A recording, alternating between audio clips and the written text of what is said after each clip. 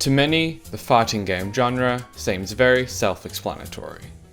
Fighting, game. Depending on how familiar you are with games, the phrase may invoke this or something like this.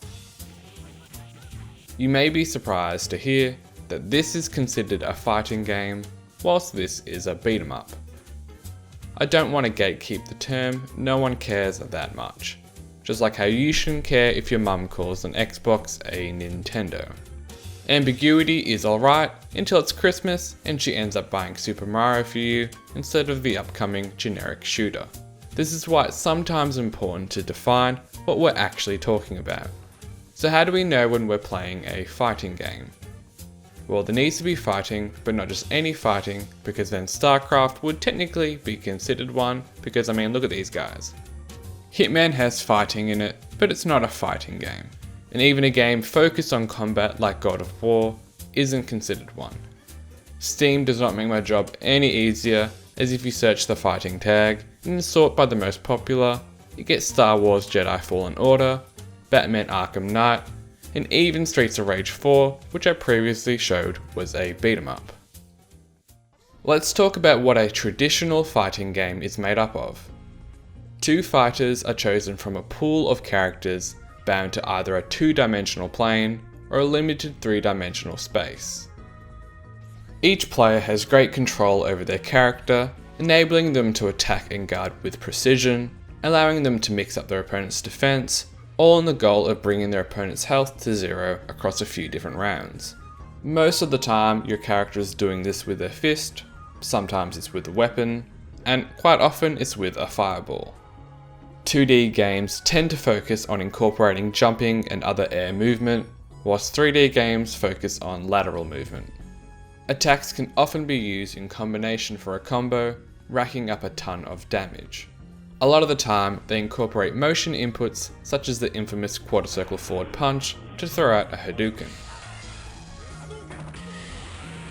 There is a huge amount of variety within this space, and there are plenty of rule breakers, such as Marvel vs. Capcom having 3v3, Tekken having a juggle system rather than an extensive combo one, and Grand Blue Fantasy incorporating button specials, and a ton of other ideas.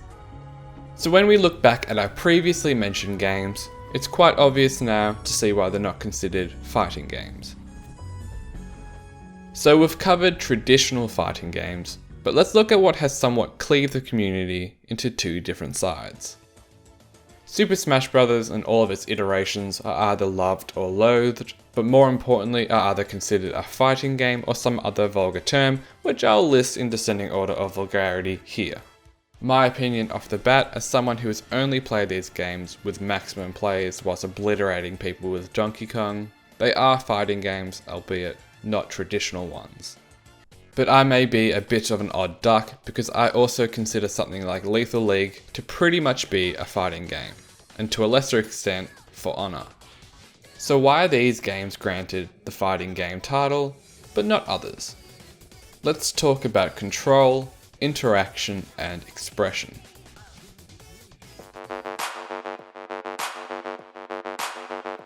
There is little worse in the video game world than when a game has poor controls. Moving your avatar should not be clunky, unresponsive, or restrictive, unless that is legitimately what your game is about. In a game specifically designed about besting your opponent in melee combat, having your character perform actions which you did not assign would more often lead to your defeat and understandably your frustration. This is why you see fighting games traditionally bind you within two dimensions, as now you have much more control over your advance, your retreat, your aerial movement, as well as your attacking and defensive options.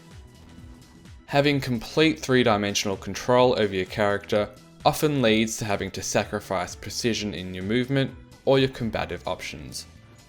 Which is why even with 3D fighting games like Tekken, you can sidewalk but not run around freely like you can in Super Mario Odyssey.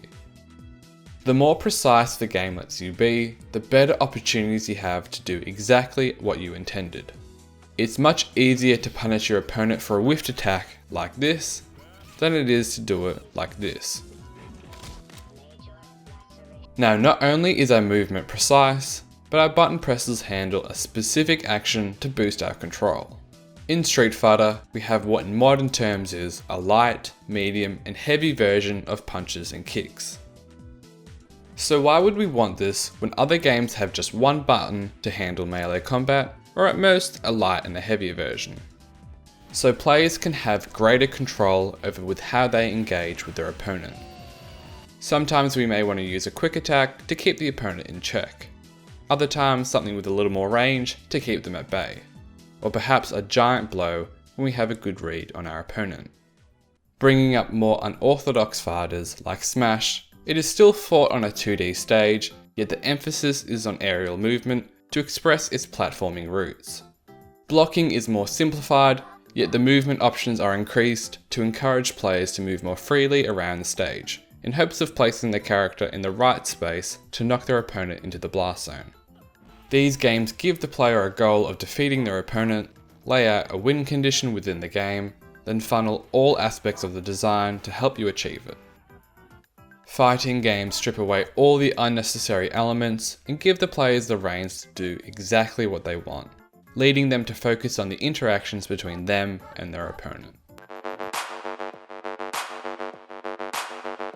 With competitive fencing, combatants start in a neutral position where neither have the advantage and are bound to a thin plane with enough room to advance or retreat.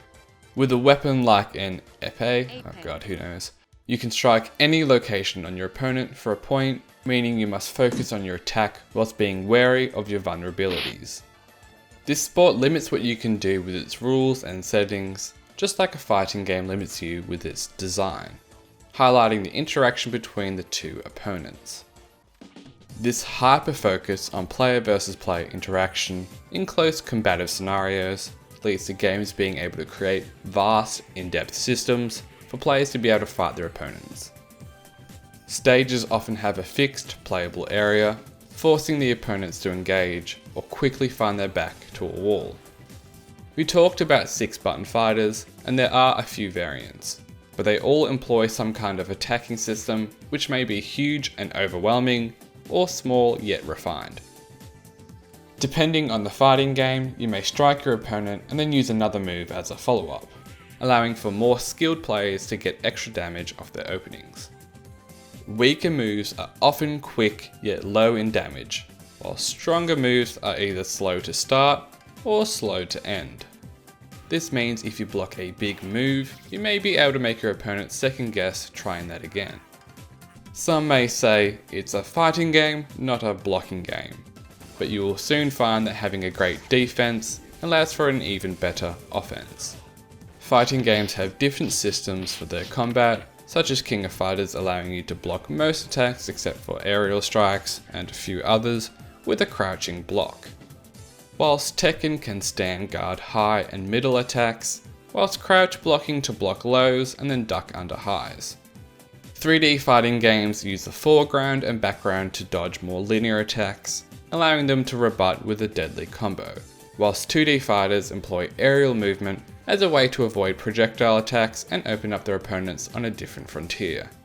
Speaking of projectiles, special moves are one of the funnest and most innovative ways to reward players for their skill, as they may lead to powerful space control tools such as the Hadouken, an immensely damaging grapple attack, or some other outwardly ability. The aforementioned Lethal League hits many of the same beats as many 2D fighters, yet the only way to damage the opponent is by smacking this ball. It is played within a small space, has precise movement, several tools to emphasize aggression or defense, and allows for some of the most interactive gameplay for up to 4 players. Every tool given to the player, every system in place to contain the battle, shines the spotlight on the combatants, allowing them to interact in a unique way that no other genre can reproduce. And because of these deep interactive systems, it often leads to some of the most expressive and unique gameplay in the medium. Some people express themselves through song, painting, dance, or poetry, others through Yoshimitsu. Fighting games have a plethora of characters to choose from, with a unique fighting style with differing pros and cons, all of which you can use to express yourself. An aggressive player will have no trouble finding a character that allows them to be unrelenting in their offense, while someone who likes to play wild and loose will find a character with a big bag of tricks, and even boring people have someone to play. There are many genres of games with differing class archetypes, but none change every property of their kit like a fighting game does. Ignoring the change in special moves, the basic attacks are changed, their speed, their air movement or dashes, even the hitbox for some of these big guys. Anime fighters, which I must admit have very little experience with, have some of the most fresh and expressive characters in all of gaming. Whether it be a character who summons this fiend and now you're micromanaging the opponent into defeat, some anime girl with a bazooka, playing multiple people at once or some other wild concept, anime fighters really do have something for everyone. Tekken does a lovely job of mixing it up by incorporating stances into its cast, with some allowing for just an extra degree of variety, with others allowing you to do exactly what you feel like, such as Lei having his, no joke, 13 unique stances with well over 200 moves. Interestingly enough, the character is only one aspect of how you put your own personal touch on the interactions of the game.